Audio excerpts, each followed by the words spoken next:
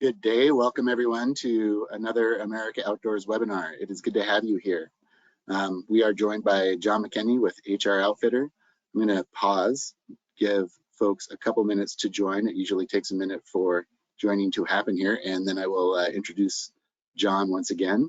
But we want to thank you for coming along here, and hope that your seasons are ramping up well as we get ready to go. So, John, thanks for joining us today. Yeah, it's great. So thank you for having me. Yeah, absolutely. We have about 18 in attendance now. I think we had about 50 who were signed up the last I looked. So we probably get to about 2/3 usually of folks who signed up. So anything we say now might be missed by the rest of them. So give me a moment to let a few more people jump on and give you a proper introduction. All right. Okay, sounds good. Great. And you just moved, is that right? Yeah, I originally lived in Houston, Texas. Well, for the last 2 years, I was in Houston, and now I'm in Cleveland, Tennessee, next to the Ocoee River. So. Oh, lovely. Great. Yeah, we have maybe a few people who will be on today who operate on the Ocoee, so that's great. Good. Once it warms up a little bit more, I'm wanting to take my my family on the river. So, yeah, I'll be a guest. Sounds fantastic. Yeah, I'll be right behind you. So I think we can get underway. We seem to have plateaued a little bit in attendees. So if I may introduce you, John McKinney, thank you for joining us, the owner and founder of HR Outfitter. In your second year of operation, I believe, a bit of a newcomer to the scene, but a lot of outfitters have found your services useful. And in fact, America Outdoors is exploring how you operate as well in our current hiring efforts. So thank you for joining us today, and thank you for bringing up an interesting topic that I think people are quite compelled to understand right now. It's a challenging hiring season out there, and you're going to help us determine an appropriate wage for full-time staff and for part-time staff. But I will let you talk about your presentation. Thank you, John, for joining us. Awesome. Yeah, thank you for letting me be here and talk to everyone today. I'm very excited about it. And yeah, human resources is, pretty important, specifically in this space because we deal so much with employees, right? And they provide a lot of the experiences for the guests. So if you're not paying your people correctly, you're missing out on important staff, which affects your program. So let me start by introducing myself. So as you mentioned, my name is John McKinney. I used to work as a wilderness canoe guide up in the Boundary Waters in Minnesota for about 6 years. I spent some time also working as a ziplining guide in Chattanooga, Tennessee.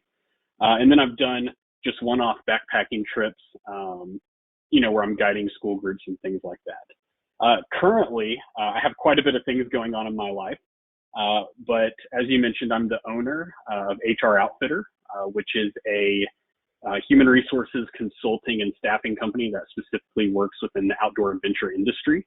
And then I also work as the HR manager for Antarctic Logistics and Expeditions that does backcountry expeditions in Antarctica in the mainland. And then starting in a couple months, I just filled out the paperwork this last week, but I'm going to be an adjunct professor at the University of Tennessee in Chattanooga, where I'm going to be helping raise the next generation of HR professionals. So that's very exciting for me as well, as to kind of help build into the next generation. This last December, I went to the America Outdoors show and conference, and that's a picture of me from the show for my first time. And I really enjoyed it, and a great group of people that was there. So the question why everyone's here is, what do I pay my employees?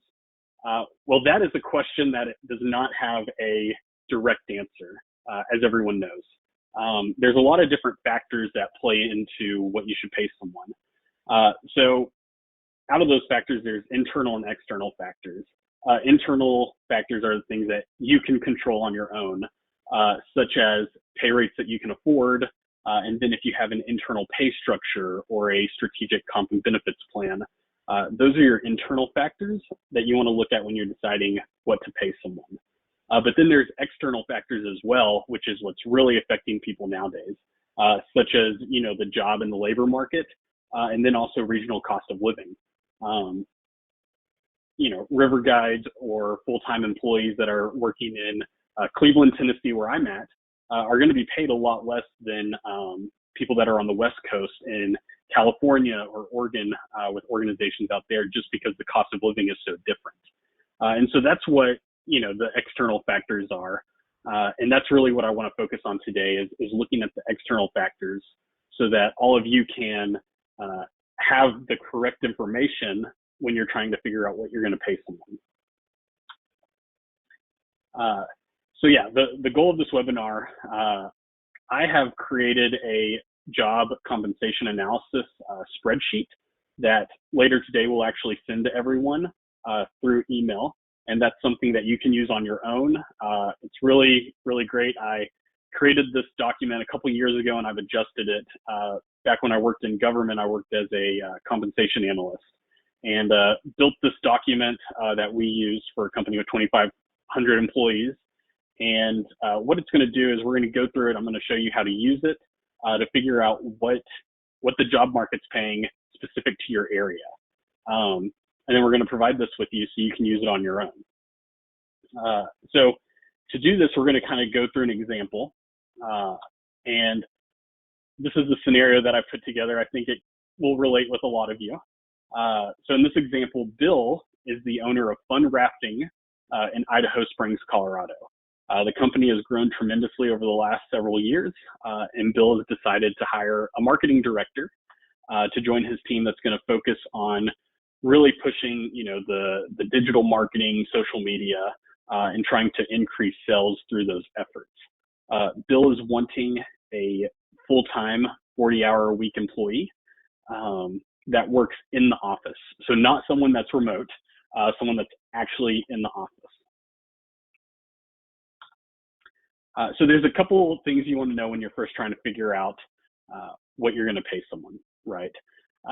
And if you don't have this information clearly put together, it's going to be hard, number one, to know what to pay someone, but also to attract the right person, because people want to know exactly what they're getting into from a, staffing standpoint when they're applying for jobs. You want to make sure that you have all your ducks in a row, right? So the first thing is the job title, right? People, particularly Americans, are very fixated on their job title, right? So if you have the job title is one thing, and then on the job description it's referred to as something else, but then in an interview you call it something else, it's confusing for an applicant.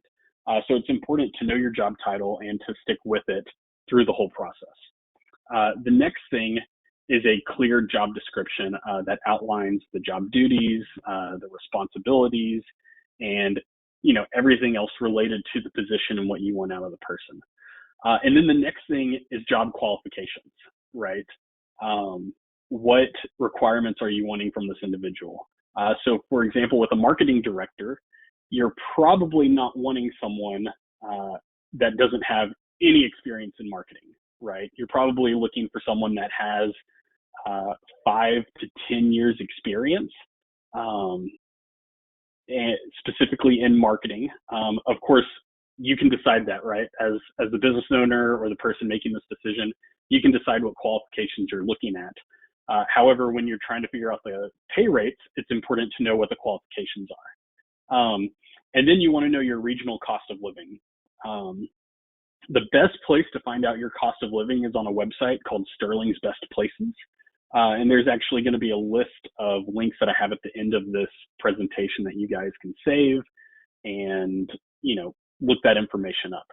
But for this scenario, what we have is the position title, which is the marketing director. And then for the location, as I mentioned, it's in Idaho Springs, Colorado. And then for the cost of living, I previously looked it up and it's 116.1. And for those of you that aren't aware of, the cost of living statistic, what that is across the U.S., different cities have cost of living that's affected by the cost of groceries, the cost of housing, and then what people are generally paid in different areas. So this number, it takes the entire United States and puts it on an average, right? And so this cost of living number takes that average, and is it above the average or below the average? So when you're computing it, that number plays a very pivotal part in determining what you should pay someone. So the next thing you're going to do is do the research, right? Figure out what jobs are out there hiring right now. So you're going to look at the jobs. Of course, Indeed is probably the best place to find jobs right now. And go to Indeed, search marketing director, director of marketing, any job titles that, could fall under what you're looking for. You're going to want to read through those to make sure that they have similar duties, and also to make sure that the minimum qualifications match up. Because if you're looking for a marketing director that only has 2 years, the qualifications are typically less than if you're looking for a marketing director that has 10 years experience, which affects what a company is going to pay someone. So you want to make sure that the positions that you identify online match the minimum qualifications that you've set for the position. Then there's other things that you can take into consideration as well, such as the company size. Does this position have supervisory responsibility? Is it a marketing director where it's a marketing team of 1, or is there a marketing team of 5 individuals that reports to this person? That's going to affect the pay rates as well. And then the same industry is important as well, depending on the position. For a marketing director, it's probably not as needed, but if you're looking for river guides or anything along those lines, you're going to want to make sure that someone is in the same industry when you're looking at at the pay. So for this example, I found a marketing director out of Denver, Colorado. So in the same state, and it's with a beer company, so it's not directly in the same industry, but you're still doing a very similar position where you're marketing services, focusing on the digital marketing and trying to drive sales. You'll also see where here they have the salary clearly mentioned. This is very important because if they don't list the salary, it's going to be hard for you to to figure out the research that you need to make a decision on your own. And then you also want to look at the qualifications to match what you're looking for, right? So for this position, it says that you have to have 7 years of previous experience and a bachelor's degree, which is kind of in line with what I said, how we're looking for someone with 5 to 10 years experience in this example. Once you do research, you're going to want to find a lot of different positions that match what you're looking for. And from there, you're going to list, the job title. And I like to make a link to the position so that way I can go back in and look at it later in case I have any questions or just want to clarify. And then add the city and state. And then you're going to jot down the minimum and maximum pay rate, right? So back here, it's listed at $75,000 to $95,000 a year. So I put that in here, and then you're going to want to come up with the middle rate as well, which is $85,000. So in your research, you're going to do that with really as many positions as you can find. The more positions that you find that are similar, the more accurate pay range that you're going to get when you're running the statistics. I like to say that you need at least 5 jobs to get a good understanding, but in this example, I've used 6. And you'll see that, all the different pay rates listed here, all the different cities and the state. Since we were looking specifically for a position in Colorado, I thought I would look for a location in Colorado. However, you can actually look anywhere with this method to determine the labor market. So once you get that information, you're going to want to look up the cost of living for each individual city and document that in this column. So in Denver, it has a cost of living of 128.7, and then Inglewood is less, and Bloomfield is 120. And back to our original example, when I come through here, Idaho Springs, Colorado has a cost of living of 116. So it's significantly less than, Denver or Inglewood when it comes to the cost of living. So you put that information in here, and with the spreadsheet that I created that I'm gonna, pass along to everyone and share, what it does is it automatically creates an adjusted salary. So what it's doing is it's dividing, it's taking those numbers, the minimum pay rates and the maximum pay rates, dividing it by the cost of living, and then multiplying it by the cost of living that you put in for your job information, which in Idaho Springs is 116. So it takes that and creates these adjusted numbers, right? So in Idaho Springs, this position would be paying $67,000 instead of the $75,000 that was listed here, right? In Inglewood, this one pays $84,000 instead of the $90,000. So what it's doing is creating an adjusted pay rate specific to your regional area and where someone would be living and working, right? From there, we take the averages, which are these numbers right here, and that is the market data for the position, right? So you're taking the numbers, the research, adjusting it for your regional area and coming up with the averages. So between all of these positions, what we're looking at is that the minimum that you should pay a marketing director in Idaho Springs is about $77,000. And then the maximum would be about $94,000. And then, of course, you want to trust the statistics, right?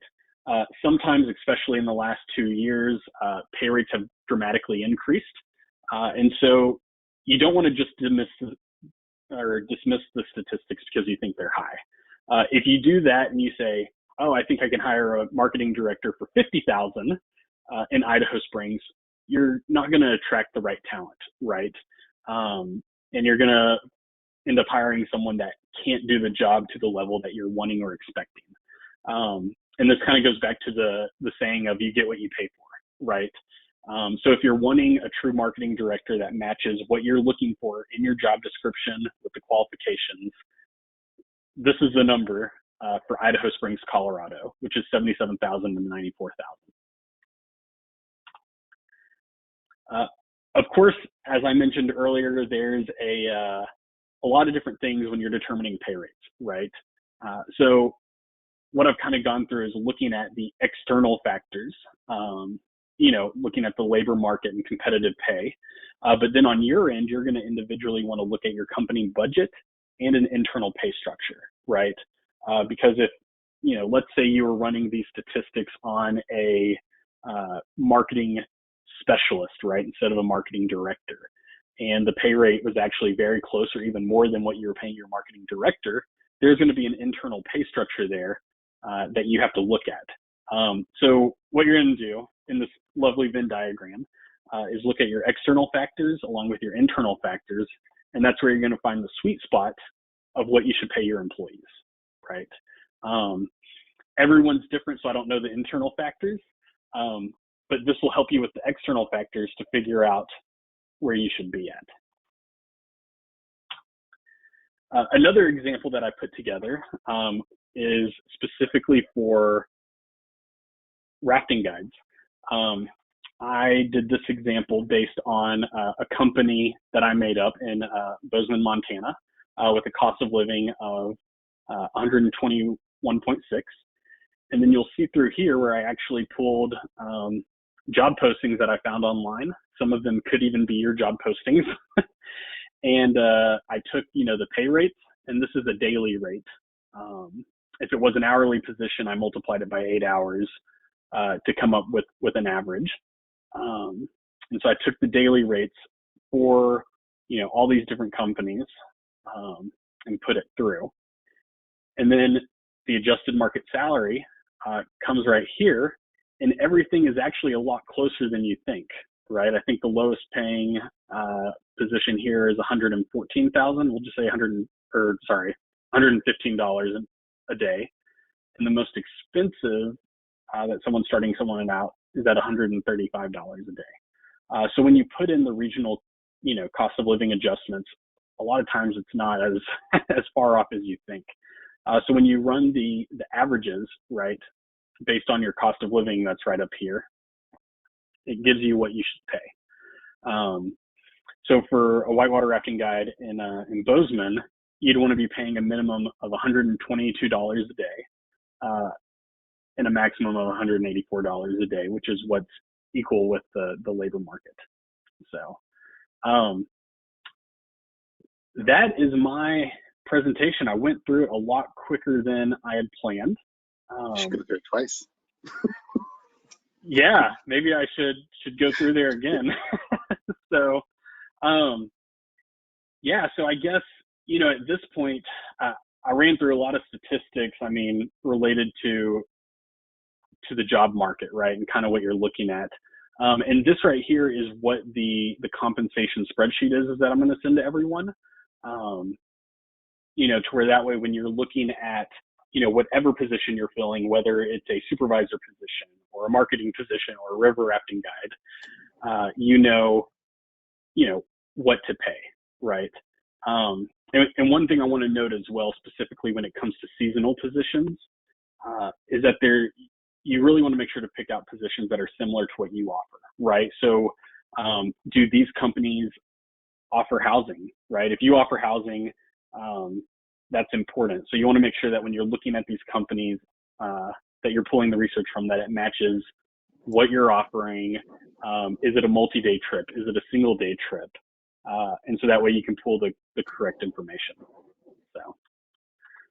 So with that, I'm going to open it up for any questions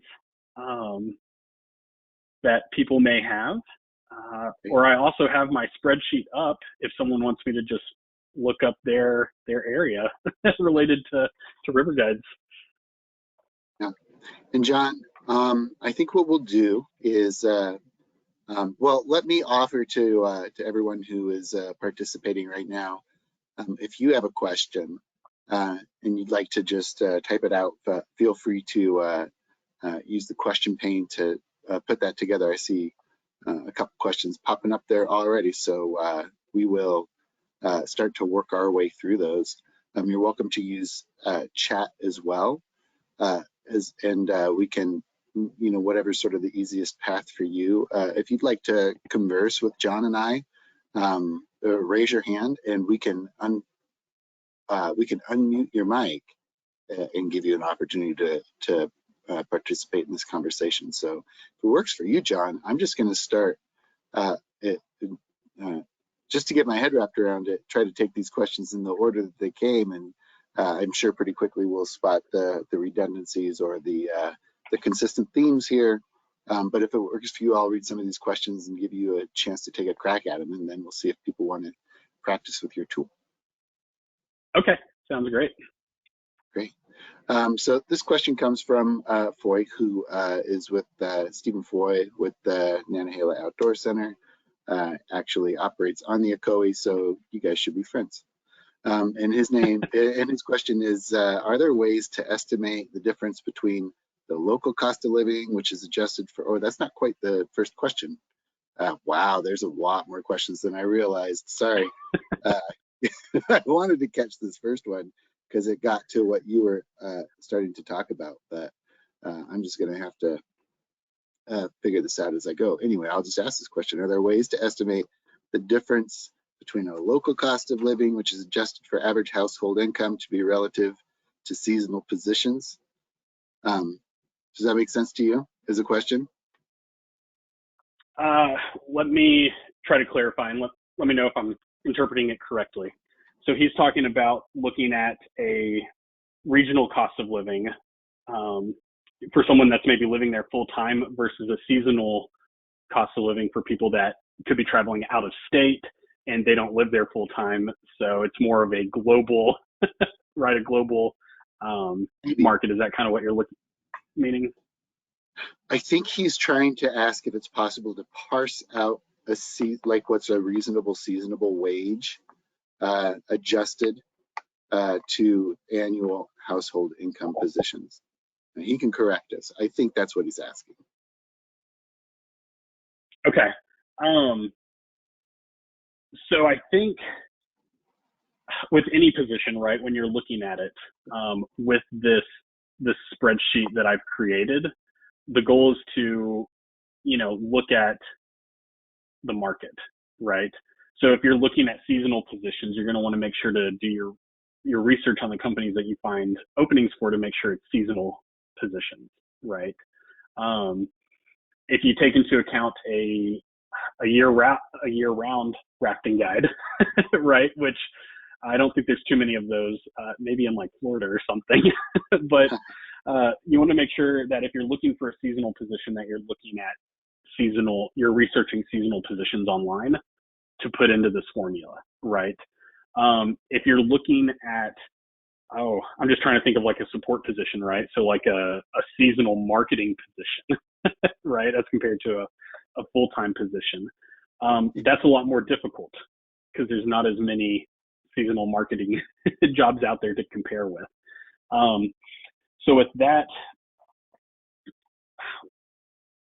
it kind of sounds, John, like you're saying resist comparison between like a seasonal job and that full-time job, that full-time annual job.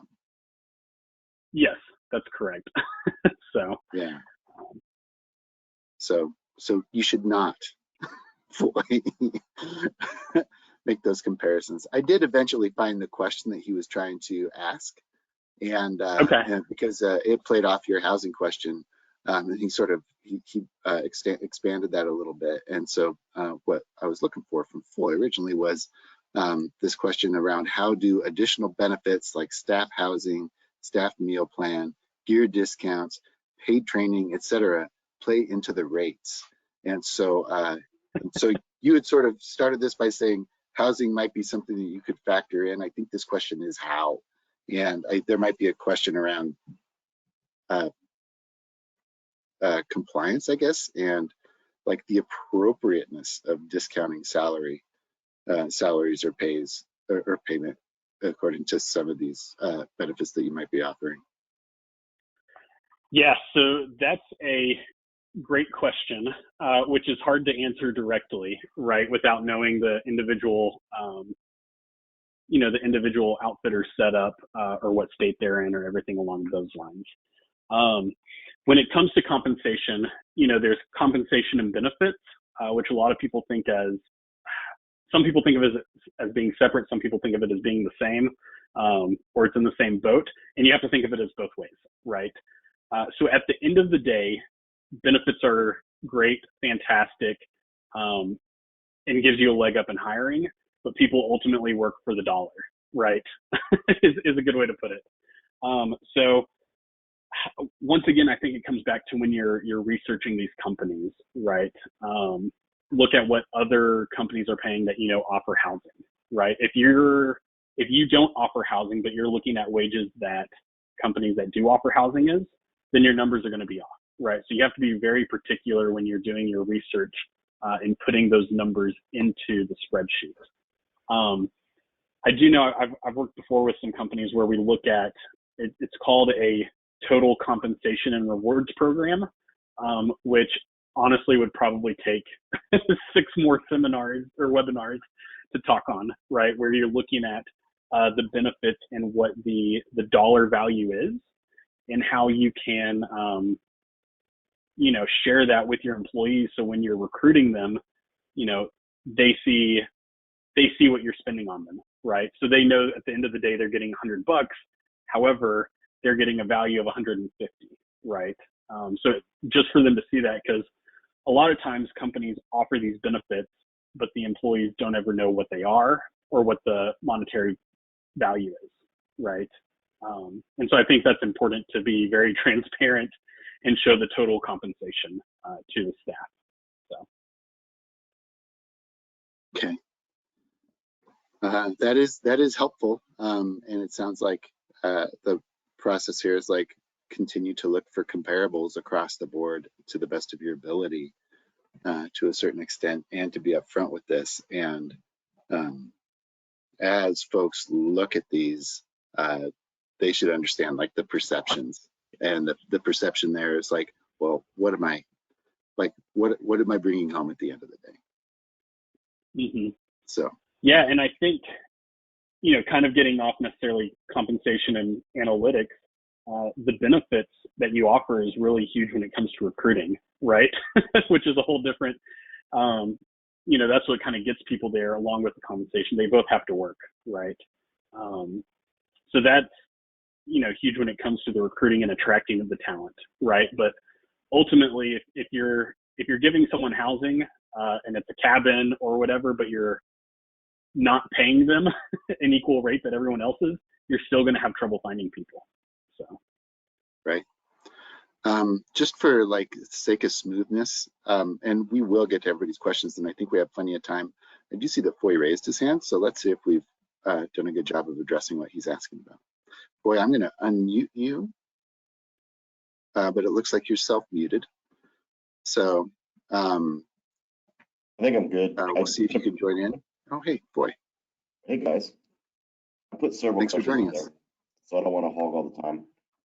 Yeah, no, we're just, yeah, you threw a lot out there, so I figured we'd tackle your question, and then we will make sure we have time for a lot of the questions here. I don't want to hog all the time. Thanks, Sean. yeah. Oh, he just didn't want to talk. Okay. Well, if we circle back, Foy, you certainly can have an opportunity, but we will move on at this point, John. And taking these questions in the order that they were received, we've got something coming from Todd Gilstrap. This is loaded. And it's simply like, how about legal minimum wage and overtime? I can help here, John, but take a crack at it. Yes. This is somewhere when I look at stuff, right, a lot of times I work in conjunction with like accounting teams, you know, so for instance, like Zeb, right, with Zebulon LLC. A lot of times we work on the same stuff, but we look at it from different angles, right? And same with like, you know, attorneys or legal advisors. That's a very loaded question for me. I'll admit, with minimum wage and overtime. I think ultimately,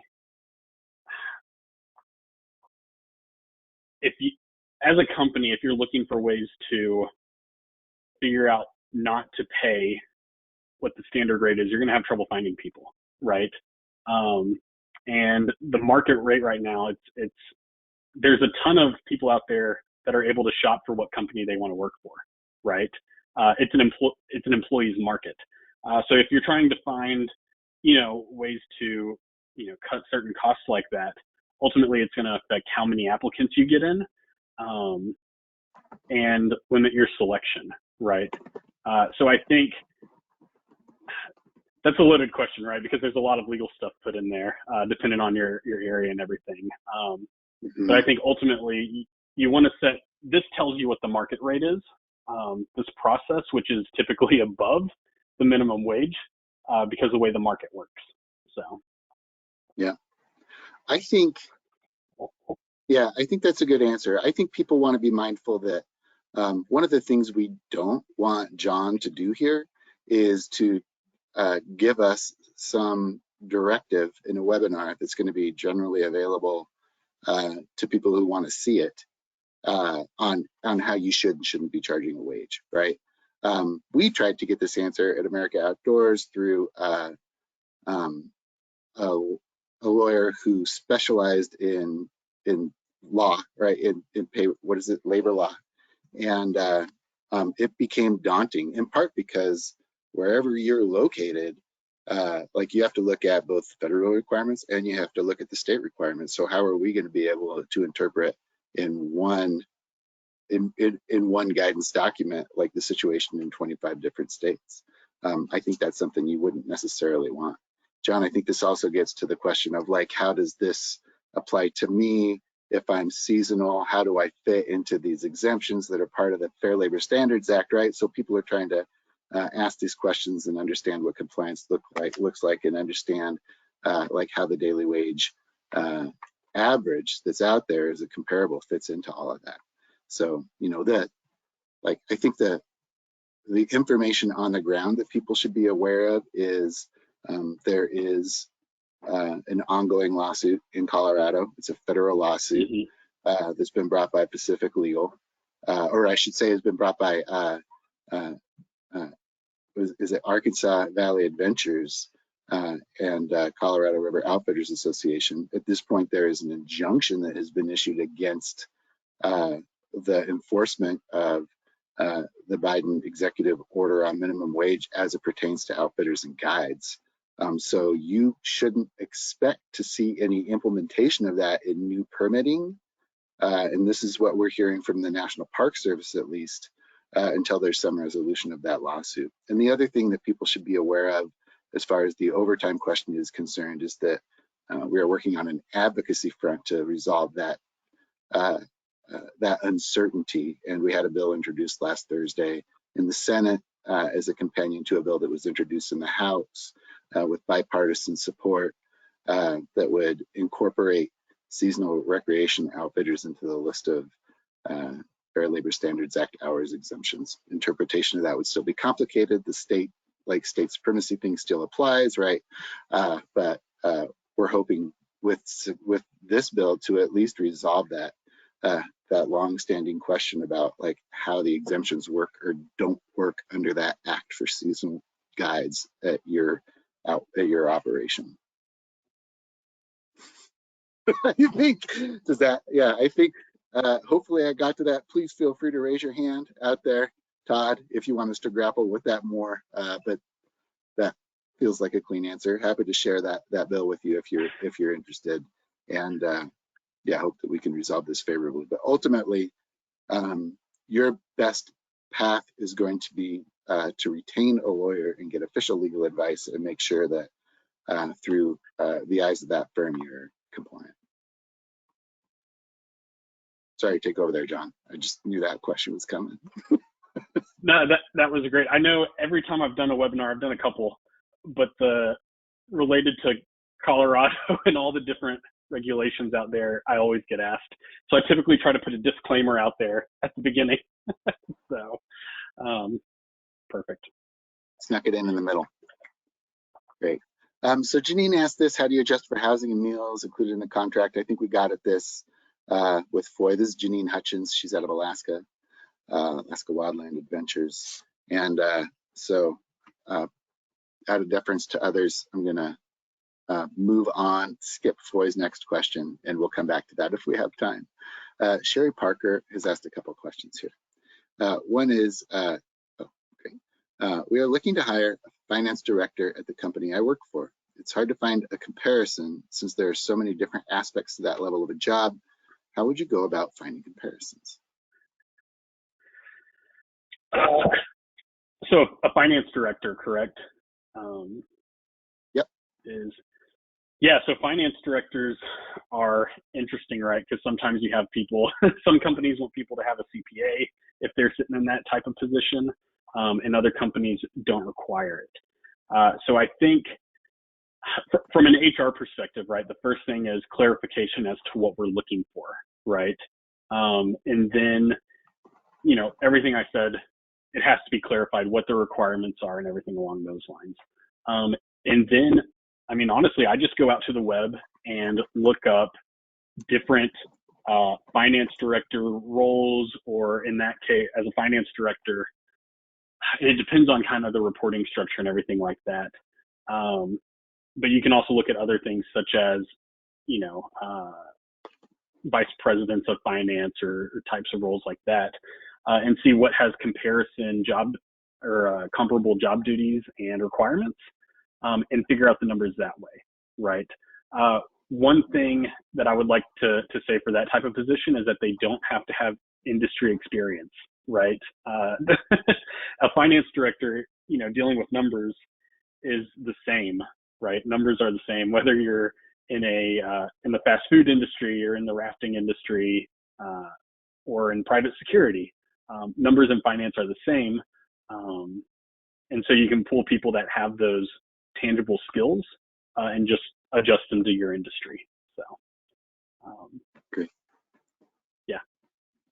Yeah, hopefully that's helpful, Sherry.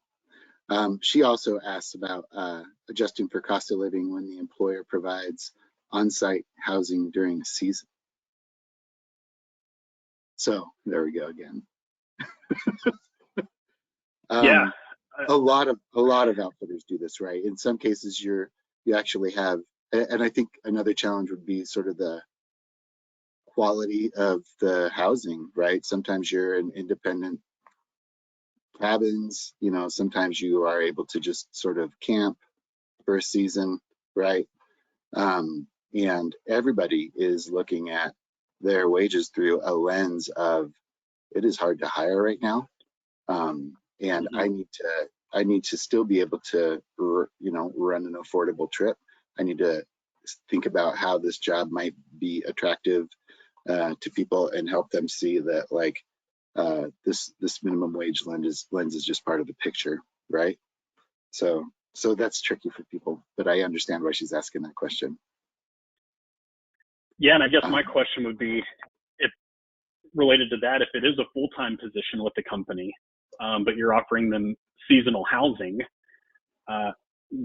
why do they need to be there for seasonal housing, right? Is it really a benefit for them, or is it almost a job requirement for them to have to be on site in the off hours, right?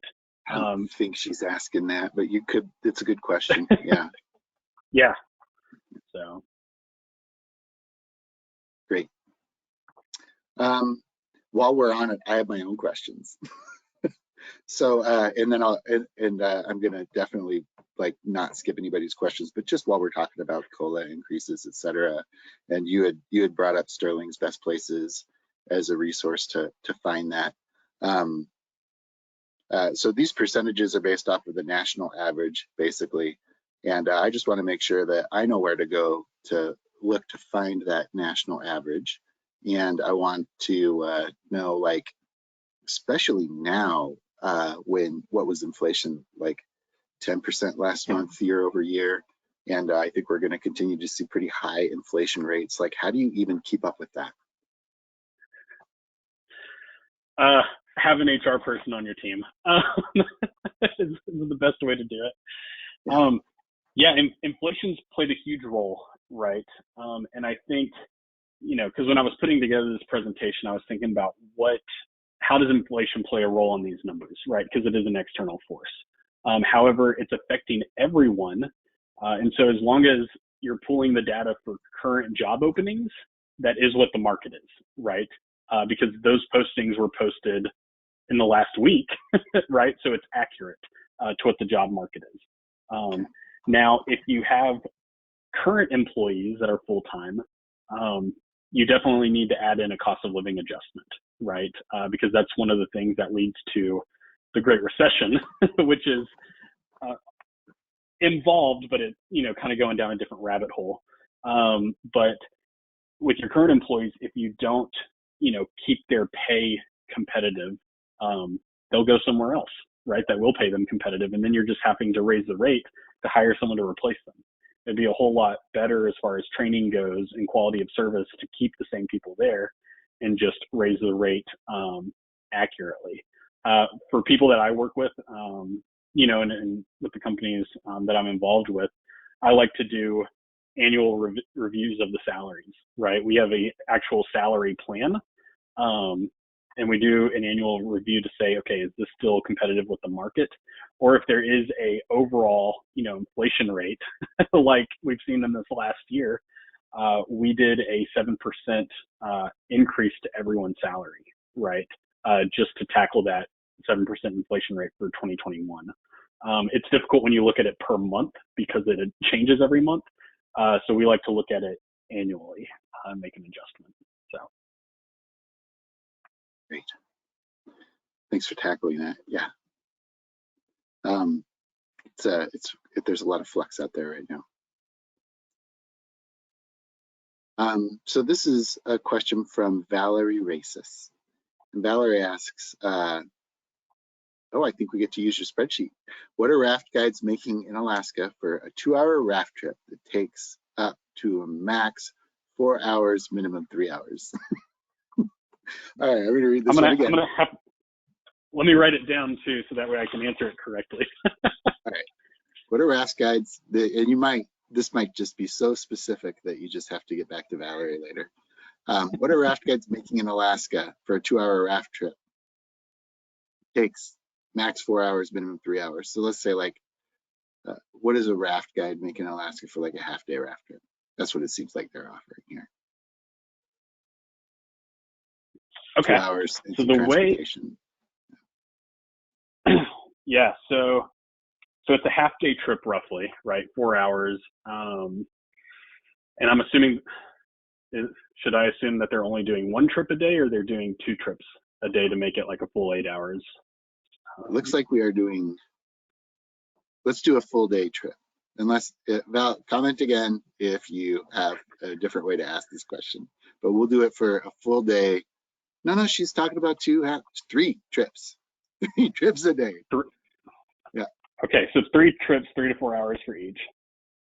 Full time, and they're paying per trip. Okay, and then what part of Alaska? I'm going to see if I can just unmute Valerie here.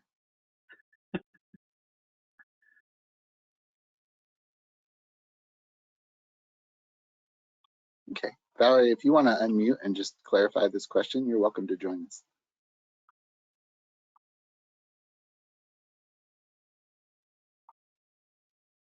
I can see that she's unmuted, but if she doesn't come on, we'll just have her type her answers into the call. It's around Denali.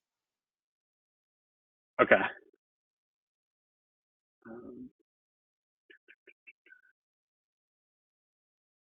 Let's see. So I'll pull this over right here.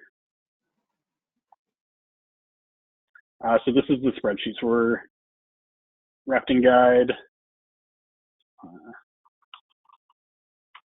So I did look up just the cost of living in Alaska, and I didn't do any specific part of Alaska. You said it's near Denali, correct? Or Yeah, near Denali. okay, so in Denali County, I pulled it up. They have a 116.5 cost of living. So I put that in, and if you look down here where it has the adjusted salaries, it adjusts the numbers automatically. So this is based on, these numbers that I put together is based on 4 hours of work, right? Generally a full work day. So if you're doing 3 trips up to 4 hours each, I would just multiply it times 1.5, right, for each of these. I'm here now. Can you hear me? Yes, I can hear you. Oh, yeah, we got kicked out when we were trying to unmute. We're a little technologically challenged. All good. Good to hear you. So we're looking at 3 trips a day in Denali, and John is crunching the numbers in the spreadsheet here. Okay. Yeah, so for 3 trips a day, this is what I have. So for the whole day, well, but you're doing it per trip. So actually, let me divide that by 3.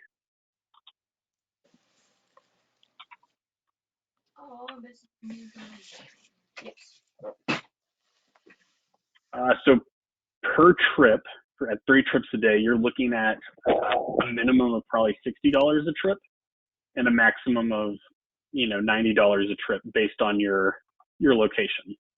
So, And is that compared to like the lower 48? Yeah, so it's compared to this information that I put in up here, right?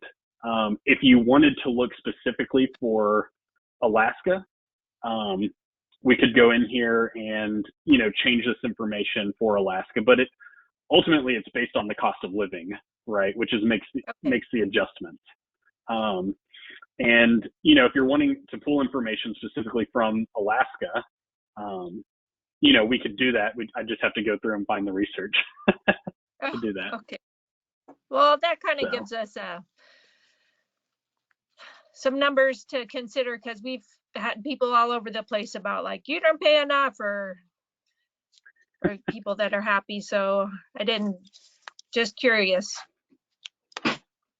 Well, and Yeah, Alaska and I is its think own beast, right? So, Hi, sorry, I'm here with Val. I was wondering, when it comes to broadcasting your rates, should you should you break it down to trip pay? Should you put ranges of what you can make a day? Which I see is the most common, but I've also gotten back information from online hiring posts that people kind of find that misleading, or that you're trying to you're giving them the best case scenario, not boiling it down per trip. But then I got a lot of people, we're currently doing $70 a trip, and they look at that and they think it's a day's work. When I, put in there that most people work 3 trips a day. So I don't know if you have any insight on the optics of that. yeah. So what I would recommend, kind of like you mentioned that you saw as the trend is, in this industry, I think everyone does a day rate Yeah. when they're posting the jobs. So I would recommend doing a day rate. Okay. But in your job posting specifically, I like to have a section that's, it's very clear cut about compensation and benefits, right? Yes. And so I would say, in that section, on average, the guides do 3 trips a day at this rate, which is up to this amount per day, right? Yeah. And so I just, I think it's very important for transparency because that's important to the applicants, right? Yeah. But I would do it per day if I was, the one recruiting for your positions. So, Yeah, I mean, 210 a day looks way better than 70 per trip. But yeah, I guess what you're saying is headline it with the per day rate, and then in the finer tunes go into what that actually breaks down. So if you only work 2 trips, you're not like, where's my $210? correct. Yes. Okay. Yeah. And then also when you're interviewing someone, don't be afraid to talk about it, right? Yeah. And, just have that conversation and explain it to them. So that way they know what to count on. So. Yeah, we're such a remote location that honestly, the last thing we want is our time or their time wasted when they arrive, not liking the housing, not liking the pay, any facet of the operation. So we try to be as transparent on the front end, so people are just, happy and healthy when they get up here. So, yeah.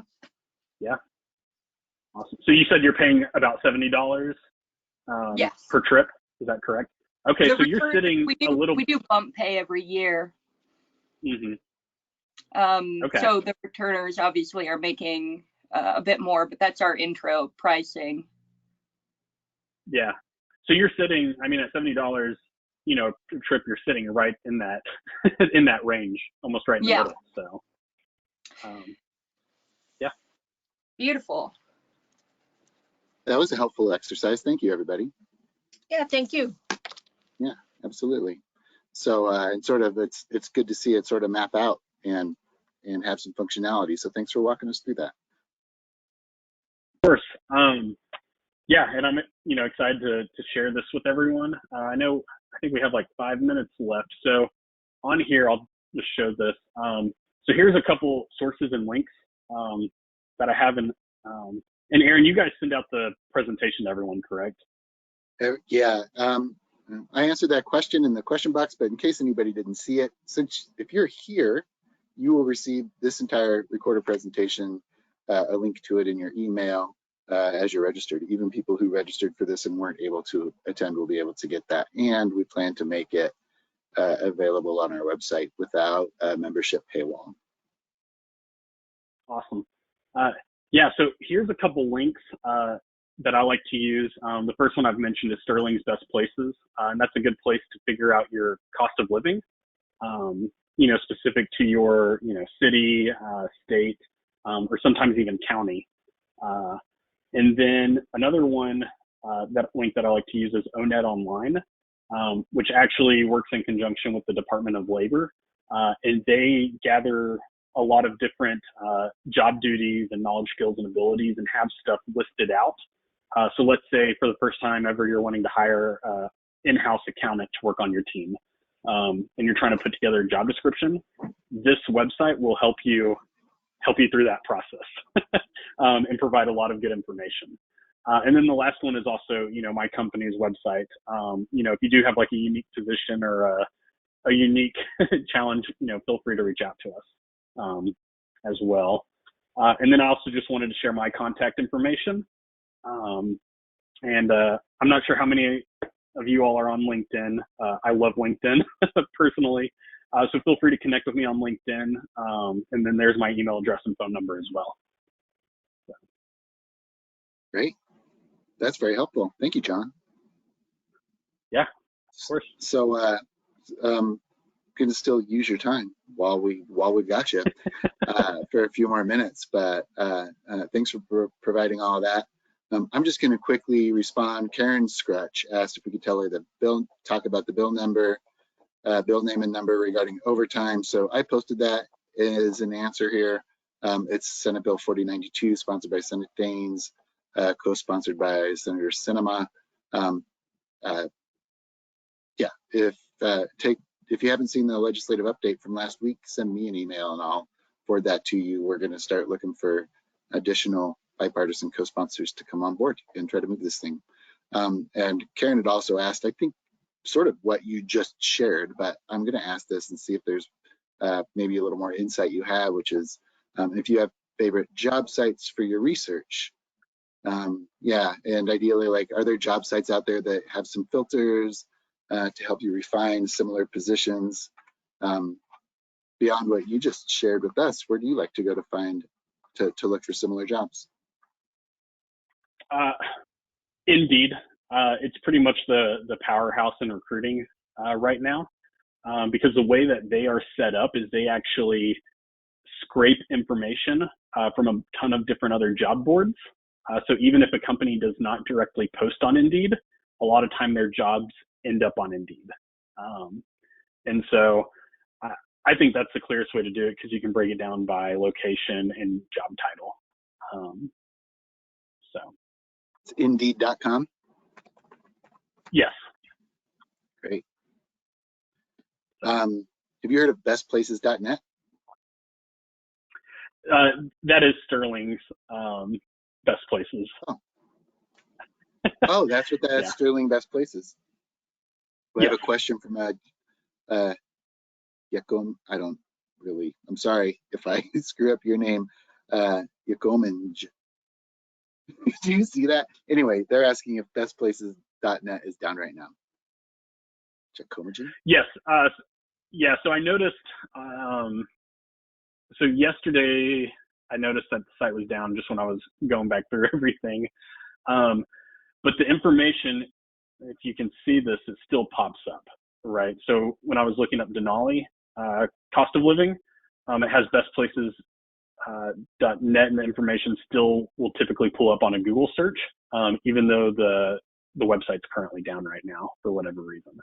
And then there's also other ways to pull up, other locations as well. You can just search in, your city or county and cost of living, and it'll come up with that general number. So that's where that's coming from. Bestplaces.net. Yep. And you want to look at the overall cost of living, right here. So perfect. That's excellent. I feel like we've done a good job of tackling these questions. I'm curious, as a last coda, if you've seen more folks trying to hire from diverse new communities that haven't traditionally been a part of our a very large part of our labor force. Yeah, so that's interesting. So right now I'm actually taking a diversity, equity, and inclusion in outdoor programming class with Delta State University, just for fun, because number one, I'm in HR, right? And so I find it interesting and always want to figure out a way to be inclusive. Personally, from an HR background, it's going to be hard to find applicants, right, with diverse backgrounds if we don't have people participating as customers with a diverse background, right? And so I think that's where the shift has to take place, right?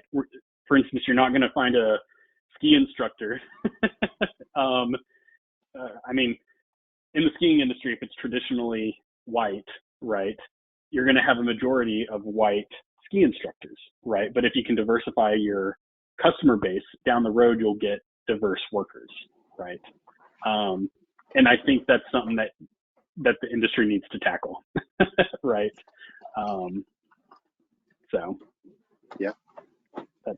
But there are sites, ways to reach out to groups. There's Outdoor Afro, which is always good. I try to get in the, local social media groups with them.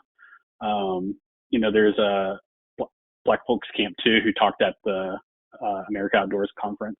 And there's different groups like that. And I think when you recruit, the best thing is to try to cast your net out really wide to catch all sorts of applicants, right? And then there's a whole lot of other, I guess, more specific stuff to look at depending on the position or the geographic location. But ultimately, it's about casting a big net. So, and looking at your programming for down the road recruiting. So. Yeah, thank you. I think there's a decent subset of America Outdoor members who are trying to grapple with this question, and certainly one answer I've heard is like, it takes more work, and if you're proactive in how you go about that search, you're going to probably be more successful than if you are just sort of letting them come to you. Yeah, and there's also, you can find a lot of diverse workers from other countries, right? So with Antarctic Logistics and Expeditions, where I work for them as an HR manager, we have 150 staff in Antarctica from over 25 different countries, right? And so when you look at it that way, it's very diverse, on culture and backgrounds and everything. But we do have to hire from all sorts of places, which has an added cost, especially if you're having someone work in the U.S.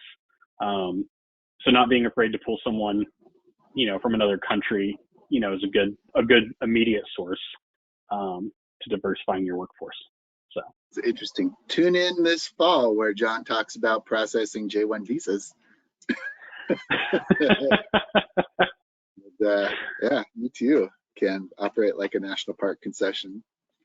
Interesting idea, definitely. Thanks, John. And thanks for your time. I don't want to take up any more of it. We already have sort of bumped over here.